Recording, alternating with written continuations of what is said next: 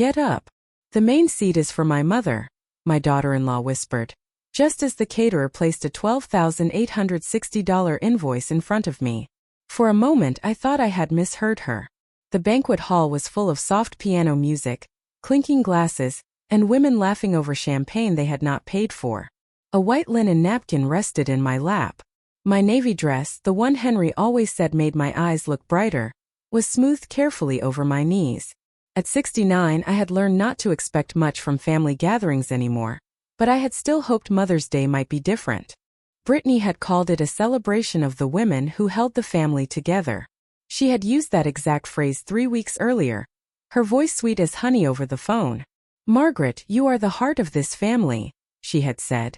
"Daniel and I want this dinner to be beautiful." Beautiful, apparently, meant 12 round tables, fresh peonies, a photographer, a carving station, and her mother Carol Preston, seated beneath a floral arch like a queen at a coronation. I had not objected to any of it. I had paid the deposit. I had approved the final menu. I had even covered the extra charge for the string lights because Brittany said they would make the room feel warm. I thought warmth was what we were buying. I did not realize I was purchasing my own humiliation. The caterer, a young man with tired eyes and a black folder tucked under one arm, leaned toward me politely. "Mrs. Whitaker, we just need your signature for the remaining balance." I reached for the pen. That was when Brittany stepped behind my chair. Her perfume arrived before her words did. Sharp and expensive. She placed one hand on the back of my seat, not gently, not affectionately, but the way someone touches furniture they intend to move. "Get up," she said softly, smiling toward the room so no one would see her mouth. "The main seat is for my mother." I looked across the table at my son. Daniel sat 2 chairs away in a gray suit I had helped him buy for his first job interview 20 years ago. He heard her. I knew he heard her because his eyes flicked toward me, then immediately dropped to his water glass. He turned the glass slowly by the stem, as if the ice inside had suddenly become more interesting than his own mother being asked to surrender her seat. Around us, Brittany's relatives kept talking. Carol adjusted her pearl necklace and laughed at something one of her friends said. Completely unaware or perfectly aware, I still do not know which would hurt less. My hand remained on the pen. The caterer looked uncomfortable, frozen in that professional way people do when they have witnessed something cruel but are being paid to pretend they have not. I signed my name carefully. Margaret Elaine Whitaker. The letters came out steady, even though my fingers felt cold. I had signed checks for Daniel's college tuition, for his first apartment deposit, for the emergency furnace replacement Brittany cried about 2 winters ago. I had signed birthday cards with money tucked inside, holiday envelopes, grocery checks, little rescue payments that were always described as temporary. But this signature felt different. This one was not a gift. It was evidence. I closed the black folder and handed it back to the caterer. Then I folded my napkin once, placed it beside the untouched salad, and rose from the chair Brittany wanted so badly. She gave a small satisfied smile, the kind that does not reach the eyes. "Thank you," she said, already waving Carol over. I did not answer. I looked at Daniel one more time, giving him every chance to stand, to speak, to remember the woman who packed his lunches, sat beside hospital beds, buried his father, and still answered every call when his life became inconvenient. He did not move. So I stepped away from the center table while Brittany guided her mother into the seat I had paid for. The photographer lifted his camera. Someone called for a toast. I walked past the dessert table, past the framed sign that read a celebration of mothers, and out into the May evening without raising my voice. Behind me, they began applauding Carol. In my purse beside my car keys was my copy of the invoice. I sat in my car for almost 10 minutes before I started the engine. The banquet hall glowed behind me, all warm windows and golden light, the kind of place that looked beautiful from the outside when you did not know what had happened inside. Through the glass doors I could still see shadows moving, women leaning close for photographs, waiters carrying trays, Daniel standing near the floral arch with one hand in his pocket. He did not come after me. That was the detail that settled deepest. Not Brittany's words. Not Carol taking my chair. Not even the invoice folded neatly in my purse like a receipt for my own foolishness. It was my son staying inside while I walked alone through the parking lot on Mother's Day. I drove home with both hands on the wheel, following the familiar streets of our Chicago suburb as if I were much older than 69. The sky had gone soft and purple, and every porch seemed to have flowers on it, balloons tied to mailboxes, cars in driveways, families still gathered around dinner tables. I passed a house where a little girl was carrying a paper gift bag toward her grandmother, and for one dangerous second, I had to pull my lips together to keep myself steady. I did not cry. I had cried enough in the last 4 years after Henry passed. I had cried over hospital forms, over empty coffee cups, over the left side of the bed staying cold no matter how many blankets I bought. Tonight the sadness felt different. It was quieter, cleaner, like something inside me had stopped begging to be loved properly. When I reached my house, I turned off the engine and sat in the driveway. The porch light had come on automatically. Henry installed that sensor himself after I tripped on the front step one winter. He had worried about small things. Loose rugs, icy sidewalks, whether I had enough gas in the car. He would have hated that I paid nearly $13,000 to be treated like a stranger. Inside, the house smelled faintly of lemon polish and the chicken soup I had made 2 days earlier. I placed my purse on the kitchen table, took out the invoice and smoothed it flat with both hands. The number stared back at me. $12,860. Service fee included. Floral upgrade included. Photography package included. Premium dessert station included. I read every line slowly, not because I cared about the money at first, but because reading gave my hands something to do. Then my phone buzzed. Brittany had posted photographs. I should have left it alone. I knew that. But pain has a strange way of asking for proof, even when proof is already sitting in front of you. I opened Facebook and saw the first picture immediately. Carol in my chair, smiling beneath the flowers, one hand pressed dramatically to her chest. Brittany stood behind her with both arms wrapped around her shoulders. Daniel was beside them, smiling the tired, obedient smile he wore whenever Brittany wanted something to look perfect. The caption read, "So grateful we could honor the woman who raised me." No mention of me. No thank you. No Margaret. No Mrs. Whitaker. I swiped to the next photo. There was the table before I left, my navy sleeve barely visible at the edge of the frame, my purse hanging from the chair, the black invoice folder resting near my plate. In another picture, I was not in the room at all. The family looked complete without me. That was when I understood the wound was never about a chair. A chair is wood fabric, something a person can stand up from. What Brittany had taken was not the seat itself. She had taken the meaning of it. She had used my money to build a stage, placed her mother in the spotlight, and left me in the wings like hired help who should be grateful to be near the celebration. I set the phone face down and looked around my kitchen.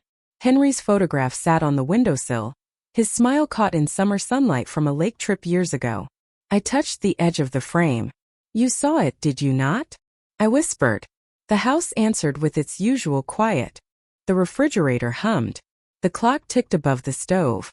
Somewhere down the block, a dog barked twice and stopped. I pulled a yellow legal pad from the drawer where I kept grocery lists and birthday reminders. At the top I wrote Brittany. Underneath it I wrote Daniel. Then I wrote the date of every payment I could remember making for them, starting with the furnace, then the down payment assistance, then the preschool tuition they said they would repay, then the emergency credit card balance that somehow became my problem. My handwriting began small and careful.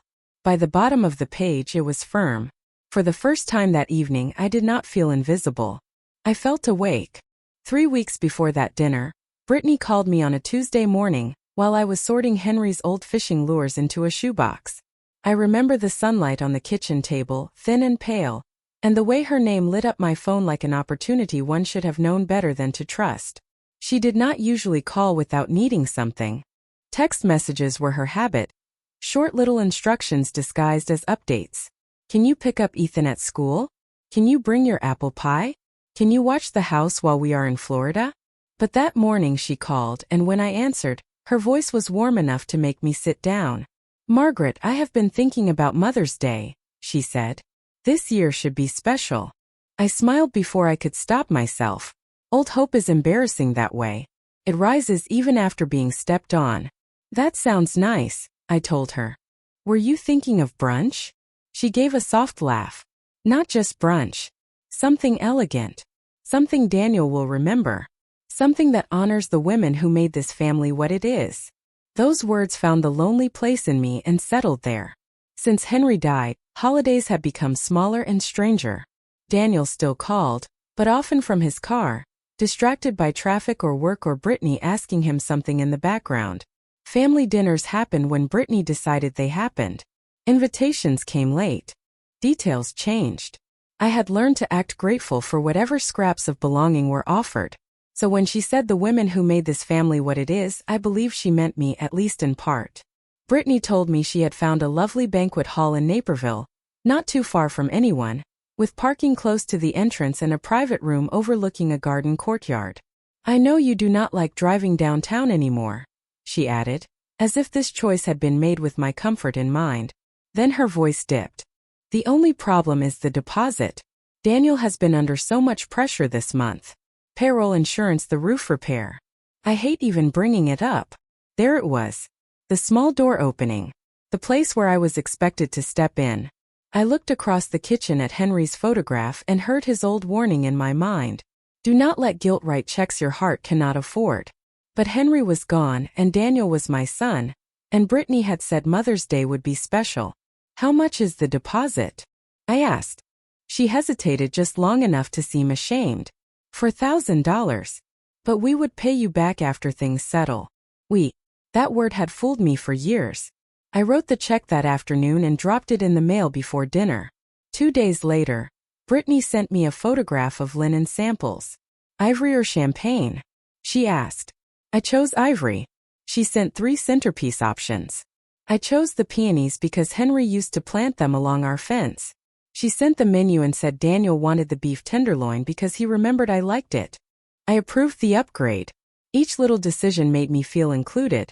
But now I understand I was only being led closer to the cashier's counter. She never sent me the seating chart. When I asked, she answered, "Do not worry, I have everything handled." When I mentioned bringing my silver brooch, the one Daniel gave me when he got his first paycheck, she replied with a heart emoji and changed the subject. A week before the dinner, I asked if Carol was excited. Brittany paused, then said, "Mom deserves something beautiful this year. She has done so much for me." I remember feeling a small pinch in my chest. Not jealousy exactly. Something quieter. A warning. Still I ignored it. I told myself there was room for both mothers at one table. I told myself a generous heart should not keep score. The day before Mother's Day, Daniel called while I was ironing my navy dress. "Brittany says you helped with the dinner," he said. Helped. Not planned.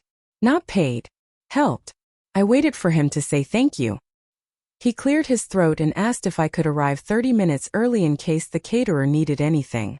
That was the moment I should have understood my role. Not guest of honor. Not mother. Not even family, really.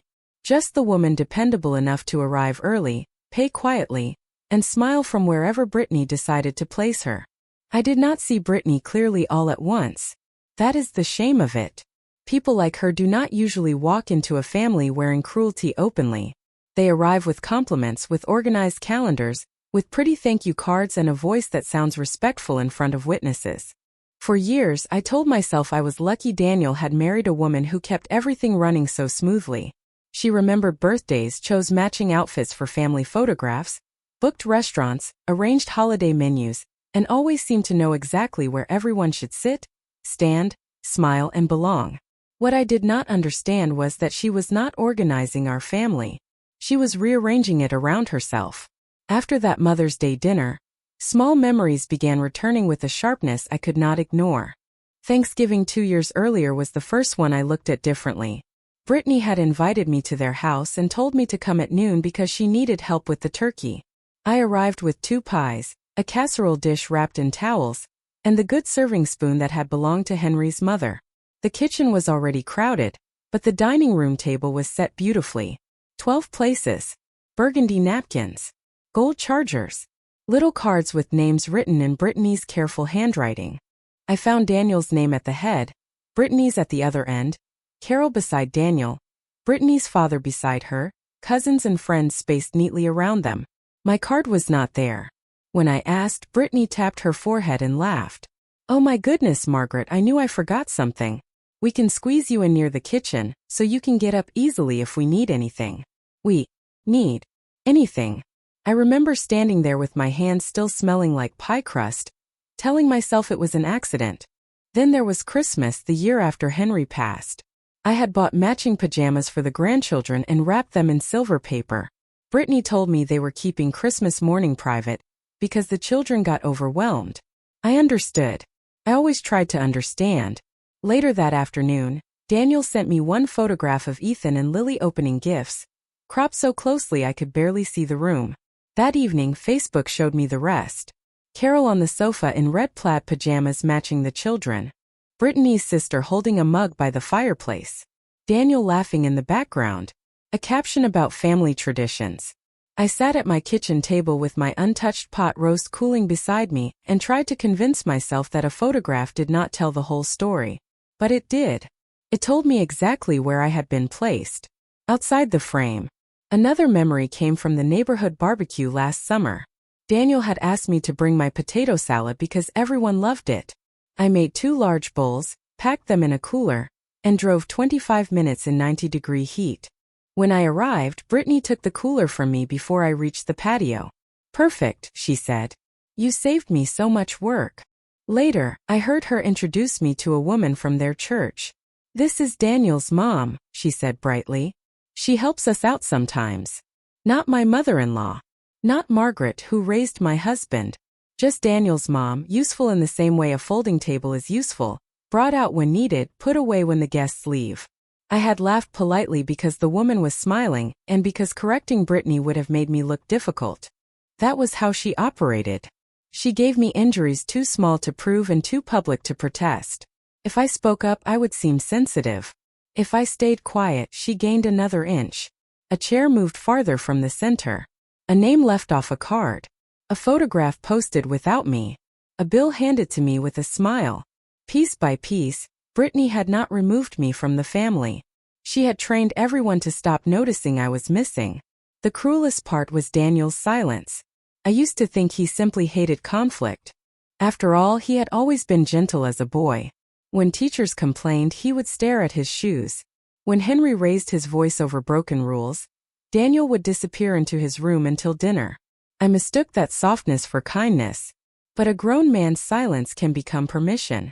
Every time Brittany pushed me aside and Daniel looked away, he taught her that there would be no cost. Every time I swallowed my hurt to keep peace, I taught them both the same thing. Sitting in my kitchen that night after the banquet, with the yellow legal pad in front of me and Henry's photograph near the window, I finally stopped calling those moments misunderstandings. They were not misunderstandings. They were rehearsals. Mother's Day had only been the performance. The next morning I woke before 6, though I had slept only in pieces. The house was still gray with early light, and the kitchen felt colder than usual, even though the thermostat read 71 degrees. I made coffee the way Henry liked it, strong enough to leave a ring in the mug, then sat at the table with the invoice, the yellow legal pad, and my phone placed in a straight line in front of me. Order helped. When life became too painful to hold, I had always made lists. Grocery lists after Henry's diagnosis. Medication lists during his last winter. Funeral lists when my hands were shaking too badly to button my own coat. That morning I made a different kind of list. Deposit. Final balance. Floral upgrade. Photography. Dessert station. Service fee. Beside each line, I wrote what Brittany had told me and what had actually happened. At 7:15 my phone rang. I expected Daniel. I expected some careful message about how I had made things awkward, how Brittany was upset, how everyone wished I had stayed. Instead, the caller identification showed a number I did not recognize. I almost let it go to voicemail. Then something made me answer. "Mrs. Whitaker?" a young woman asked. Her voice was hesitant, professional, and nervous all at once. "This is Hannah Miller from Willow Creek Events. I coordinated your Mother's Day dinner last night." I looked down at the invoice. "Yes, Hannah. I remember." There was a small silence. I could hear office sounds behind her, a printer, a chair moving, someone speaking faintly in the distance. "I wanted to call and apologize," she said. "I know this may not be my place, but I felt terrible about what happened with the seating. My fingers tightened around the coffee mug. What do you mean? She exhaled slowly. The original seating chart had you at the center table in the main chair. That was the first plan Mrs. Whitaker sent us. For a moment I was confused by the name. Then I understood. Brittany liked using Mrs. Whitaker when it made her sound established, respectable, permanent. And then? I asked. Hannah lowered her voice. She sent a revised chart the morning of the event. She specifically asked us not to seat you there. She said the main seat was for her mother, and that you were only covering the bill. Only covering the bill. The words landed quietly, but they landed deep. I did not gasp. I did not speak. I set the mug down because my hand had begun to tremble, and I did not want hot coffee spilling across the paper. Hannah continued quickly, as if she was afraid she might lose courage. I am sorry. I should not have said it that way. I just mean that was the note in the email. She also asked that all payment questions go directly to you, not to her or your son. Do you still have that email? I asked. My voice sounded strange to me. Calm. Almost businesslike. Yes, ma'am. We keep all event correspondence. Please send it to me, I said. Along with the original seating chart, the revised seating chart, and every invoice connected to the event. Hannah paused. I can do that because you are the paying client. I just wanted you to know I am truly sorry. I saw you leave. That sentence nearly broke me. Not because it was cruel, but because it was kind. A stranger had seen what my own son chose not to see. I closed my eyes for 1 second and pictured Daniel turning his water glass while I stood from that chair. Thank you, Hannah, I said. You have done more than enough. 10 minutes later, the documents arrived in my email. I printed them one by one from the small printer in Henry's old office. The first chart showed my name in the center seat, beside Daniel. The second had my name moved to the far end, near a service door, with Carol Preston placed beneath the floral arch. Then came Brittany's email, written in her bright, efficient style. Please make sure Carol is treated as the primary honoree. Margaret will not mind handling payment. She is lonely, and she likes feeling useful. I read that sentence 3 times. Lonely. Useful. There are words people use when they think you are not fully human anymore, just a need waiting to be exploited. I folded the email carefully and placed it on top of the invoice. Then I opened the drawer where I kept my checkbooks, bank statements, and old warranty papers. For the first time in years, I was not looking for what I could give Daniel and Brittany. I was looking for what they had taken. By noon, my dining room table looked less like a place for meals and more like a small accounting office. Bank statements, old check copies, credit card bills, email printouts, and yellow legal pad pages covered the polished wood Henry and I had bought during our first year in the house. I moved slowly, not because I was uncertain, but because each paper deserved to be seen clearly. For years, I had treated money given to Daniel and Brittany as family help, something soft and private, not something that required proof. I had believed that keeping records would make love feel cold. Now I understood that the coldness had never been in the records. It had been in the people who counted on me not keeping them. The first surprise came from the credit card statement. I kept one card for emergencies, and years earlier I had added Daniel as an authorized user when his truck broke down during a snowstorm. I had forgotten the card still existed because he told me he had cut it up after paying for the repair. But the statement in my hand showed recent charges. Willow Creek Events, $1,400. Lakeview Floral Studio, $892. Magnolia Photo Booth Rentals, $650. The dates were all from the week before Mother's Day. I sat back in my chair and read them again, slower this time. These were not charges I had approved. They were not mistakes from the banquet hall. Someone had used the old emergency card to make the dinner even grander, and then left the balance under my name as if I would never notice. I called the credit card company and asked for the authorized user information. The representative was polite, the way people are when they can see something on a screen that they know will hurt you. The physical card had been mailed to Daniel and Brittany's address 3 months earlier after a replacement request. I had not requested it. Daniel had. I thanked her, asked for copies of the records, and requested that the card be frozen immediately. When she asked whether I wanted to open a formal dispute, I looked at Henry's empty chair across the room and said yes. Not loudly. Not angrily. Just yes. After the call ended, I sat very still. I could understand Brittany using charm to manipulate me. I could understand her polishing cruelty until it looked like family management. But Daniel requesting that card was different. That required memory. He had to remember the trust one gave him years ago. He had to know the account belonged to me.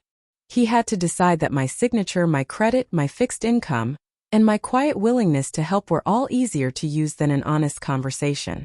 2:40 he finally called. I watched his name glow on the phone and let it ring 3 times before answering. "Mom," he said, already tired. "Brittany is upset. She said you left without saying goodbye." I looked at the statement in front of me. That is what upset her? There was a pause. Come on. Yesterday was stressful. She planned a big event. You know how she gets when things do not go right. I almost laughed, but there was no humor left in me. "Daniel, did you request a replacement card on my emergency account?" The silence changed. It became dense, careful. "What card?" he asked, but too late. A mother knows the difference between confusion and delay. The one used for the flowers, the photo booth, and several charges connected to the dinner. He sighed, not with shame but with irritation, as if I had brought up a parking ticket during Sunday lunch. "I was going to tell you. Brittany said you had already agreed to cover the dinner. And some vendors needed payment quickly. I figured it was all part of the same thing." I stared at the word lonely on Brittany's email. I stared at useful. "You figured," I repeated. "You did not ask me." His voice softened in that practiced way he used when he wanted the conversation to end without consequence. "Mom, it was not a big deal. I knew you would want the day to be nice." There it was, the sentence that opened every locked door in their minds. I would want it. I would understand. I would forgive. I would pay. "Did you know where Brittany seated me?" I asked. He did not answer. In the background, I heard Brittany say something sharp and muffled. Daniel covered the phone, but not well enough. Then he came back and said, "Maybe we should talk later when everyone is calmer." Everyone. Not me. Not his mother. Everyone, as if my hurt were just another scheduling issue. I looked at the frozen card confirmation on my laptop and the dispute number written on my pad. "No," I said. "We will talk when the facts are ready." He gave a nervous laugh. "What does that mean?" I gathered the statements into one neat stack. "It means I am finished confusing silence with peace." Then I ended the call before he could make me feel unreasonable for finally protecting myself. The following morning, I drove to First Prairie Bank with a folder on the passenger seat and Henry's old wool coat folded behind me, even though it was May and warm enough to drive with the windows cracked. I brought the coat because it still smelled faintly of cedar and aftershave, and because some part of me needed the courage of the man who had never once asked me to make myself smaller for anyone. The bank lobby was quiet, all marble floors and soft voices, with a coffee station near the door and a framed photograph of the town from 1958 hanging above the waiting chairs. I had opened my first account there with Henry when Daniel was still in kindergarten. Back then, every deposit felt like a promise. That morning, every account felt like a door I needed to lock. A woman named Denise called me into her office. She was about my daughter's age if I had ever had one, with kind eyes and reading glasses on a silver chain. I explained that I needed to freeze an authorized user card, separate several automatic payments, and review any accounts where Daniel or Brittany had access, permission, or beneficiary status. Denise did not ask unnecessary questions. She only nodded, printed forms, and slid them toward me one at a time. There is a particular sound paper makes when it changes your life. A soft scrape against a wooden desk. Pen clicking open. A signature drying while the person across from you pretends not to notice your hand has gone still. We removed Daniel from the emergency credit card. We changed the online banking password. We canceled the small automatic transfer that had been going to their household account every month, the one Brittany once called temporary after Lily's preschool tuition increased. Temporary had lasted 22 months. We reviewed the home equity line I had opened after Henry died, the one Daniel had asked me to keep available in case something urgent happened with the grandchildren. Nothing had been drawn from it, thank heavens, but Daniel was listed as a trusted contact. I removed him. Then Denise asked about my payable on death beneficiaries. I looked at the form and saw Daniel's name printed in black letters beneath my savings account, my certificate of deposit, and the modest investment fund Henry left me. For a long moment I just stared. A name can look different after trust breaks. It can stop being your child and become a risk. Would you like to update those today? Denise asked gently. I thought of Daniel rotating that water glass while I stood from my chair. I thought of him asking what card, as if pretending confusion could erase a statement. Yes, I said. I would. I named my younger sister, Ruth, for half, and placed the rest into a charitable fund Henry and I had once discussed for widows needing emergency housing support. Denise printed the final papers, and I signed them without drama. After the bank, I drove to the office of Samuel Brooks, the attorney who handled Henry's estate. His building sat above a bakery on Main Street, and the stairwell smelled like cinnamon rolls and old wood. Samuel was 75, careful with his words, and wore bow ties even on ordinary weekdays. He listened while I laid out the invoice, the seating charts, Brittany's email, the credit card charges, and my notes from Daniel's call. He did not interrupt. He only adjusted his glasses once and wrote 2 words on a yellow pad. Documentation matters. Margaret, he said when I finished, you have several separate issues here. Unauthorized charges, possible misuse of an authorized card, financial dependence that should be formally ended, and family pressure that may continue unless you create clear boundaries in writing. Boundaries in writing. It sounded so simple that I almost felt foolish for needing a lawyer to say it. Samuel drafted a letter requesting repayment for all disputed event charges within 30 days. He prepared notices ending voluntary financial assistance. He updated my healthcare directive so Daniel would no longer be the person making decisions if I became unable to speak for myself. That was the paper that hurt the most. Not because I doubted the choice, but because a mother should not have to protect her future self from her only son's weakness. When I left Samuel's office, the bakery downstairs was closing, and the woman behind the counter offered me the last loaf of sourdough for half price. I bought it, carried it to the car, and sat there with the warm paper bag in my lap. For the first time since Mother's Day, I felt something other than humiliation. Not happiness. Not yet. But a quiet steadiness, like a chair pulled back into place inside my own chest. 3 days after Samuel mailed the letters, Brittany invited me to dinner. She did not call herself.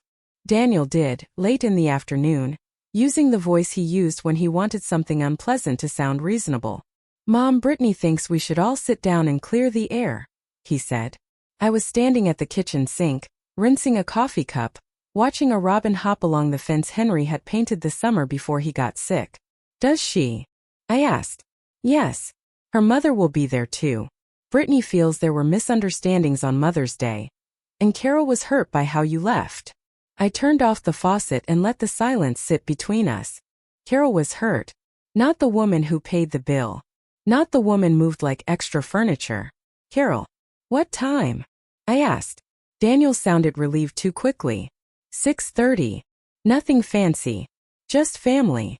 Just family. Those words had become a room where everyone knew the furniture except me. I arrived at their house at exactly 6:30, not early, not late. I wore gray slacks, a cream blouse, and the small pearl earrings Henry gave me on our 30th anniversary. In my purse was a manila envelope thick enough to change the temperature of the room. Brittany opened the door with a smile so polished it looked rehearsed. Margaret, she said, leaning in as if she planned to hug me, then stopping when I did not step forward. I am so glad you came. Her house smelled of roasted chicken, garlic, and the lemon candle she always burned when company came over. The dining room was set for 5. Daniel sat at one side, already looking tired. Carol sat near the head of the table, wearing a pink sweater set and the same pearl necklace from the banquet hall. Brittany had placed herself at the other end, of course. There was one remaining chair for me, near the kitchen entrance. I looked at it for half a second, then sat down without comment. Some lessons are clearer when repeated. Dinner began with small talk so thin it tore under its own weight. Carol asked whether traffic had been bad. Brittany mentioned Lily's school recital. Daniel asked if my gutters had been cleaned yet. I answered each question politely. I ate 2 bites of chicken, 1 forkful of green beans, and waited. Brittany could not wait long. She set down her glass and folded her hands in front of her plate. "I think we should talk about Mother's Day," she said. It was supposed to be a beautiful occasion, and somehow it became uncomfortable for everyone. "Somehow," I repeated. Daniel shifted in his chair.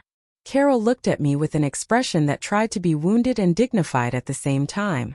"I just felt terrible," Carol said. "One minute everyone was celebrating, and the next you were gone. I hope I did not do anything to offend you." That was when I understood how carefully Brittany had arranged this second table. Not to apologize. To make me explain my pain in front of the people who caused it so they could call it confusion, age, sensitivity, anything except truth. Brittany reached across the table and touched Daniel's hand. "We all love you, Margaret. But leaving like that made people wonder if you were trying to embarrass us." I placed my fork beside my plate. Not dropped it. Not pushed it. Placed it carefully. Then I reached into my purse and took out the manila envelope. Brittany's eyes moved to it, and for one small second, her smile thinned. "Before we talk about embarrassment," I said, "we should talk about facts." I opened the envelope and laid the first page on the table. The original seating chart. My name in the main chair beside Daniel. The second page went beside it. The revised seating chart, sent the morning of the event, with Carol's name moved beneath the floral arch and mine placed near the service door. Daniel leaned forward. Carol's mouth parted slightly. Brittany stayed still. I placed the invoice next. Then the email from Hannah with Brittany's instruction that I was only covering the bill. Then the credit card statement showing charges I had never approved. Then the letter from Samuel Brooks requesting repayment within 30 days. The room became so quiet I could hear the refrigerator humming in the kitchen. Daniel picked up the email first. His eyes moved across the page, stopped, then moved back again. "Brittany," he said softly, "you wrote this." Brittany reached for the paper, but I laid my hand flat over it. "No," I said. "Let him finish reading." It was the first time all evening that her face changed. Not dramatically, just enough. A flicker of irritation. A flash of fear. Carol set down her napkin. "I had no idea," she whispered. I believed her. That almost made it sadder. Brittany had even used her own mother as decoration in a game Carol did not fully understand. Daniel looked at the credit card statement next. The color drained from his face in slow degrees. "Mom, I can explain the card." "No," I said. "You can explain it to the bank if they ask. To me, you already explained it when you used it without asking." Brittany finally found her voice. "This is ridiculous. We are family. You cannot turn every little thing into a legal issue." I looked at her then, really looked at her without anger, without pleading. "You turned my love into a payment plan," I said. "I am simply closing the account." Daniel whispered my name, but I stood before he could make it softer, smaller, easier to ignore. I left the papers on the table, picked up my purse and walked toward the door. This time, every person in the room watched me go. Daniel called 11 times that night. I watched the phone light up on my kitchen table while I washed my cup, wiped the counter, and put the sourdough bread into the freezer in careful slices.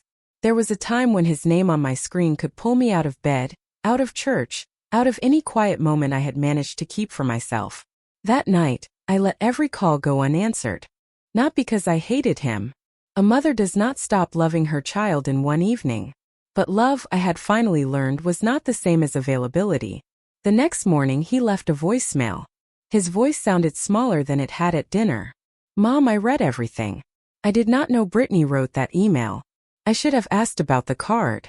I am sorry. Please call me." I played it once while standing beside Henry's photograph. Then I deleted it. Not to punish him, but because an apology spoken into a phone was not yet a change. By Friday, the bank confirmed the disputed charges were under review.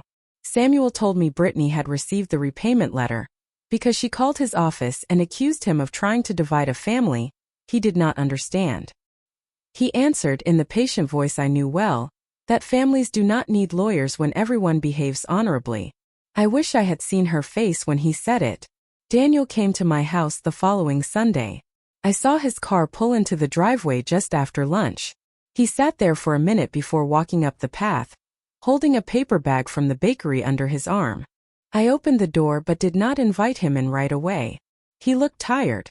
Not the tired of a busy man, but the tired of someone who had finally looked at the cost of his comfort. I brought cinnamon rolls, he said. It was such a boyish offering that it almost hurt. When he was little, he used to bring me dandelions after doing something wrong. His face serious, his hands sticky with dirt. I stepped aside and let him enter. We sat at the kitchen table. He looked around as if the room had changed, but of course it had not. The only thing different was me. Brittany says you are overreacting, he began, then stopped himself. I said nothing. He swallowed. I do not think you are.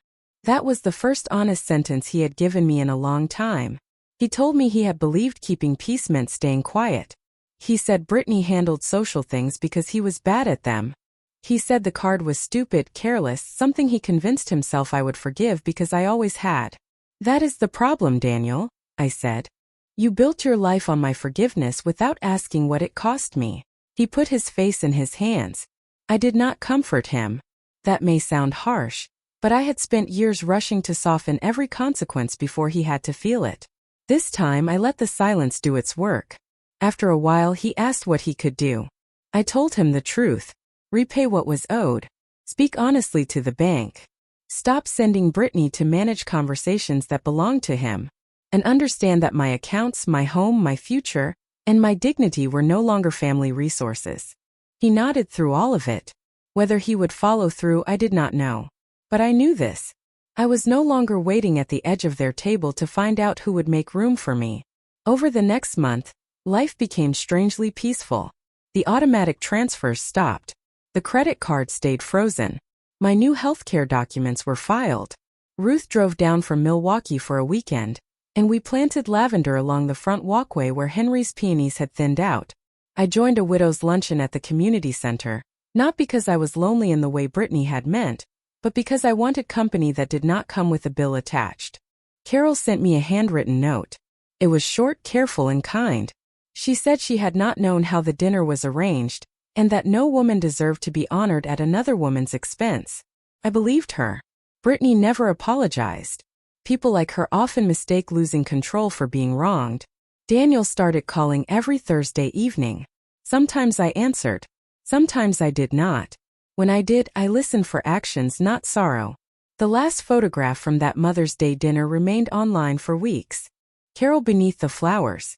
Brittany smiling behind her. Daniel beside them, looking proud of a moment that had already begun to fall apart. I used to look at it and feel erased. Now I saw something else. I saw a chair I had paid for, a place they thought they could take from me, and a room full of people who confused my kindness with weakness. They were wrong. I did not lose my seat that night. I stood up from the wrong table. And for the first time in years, I walked back to my own life and sat down with peace.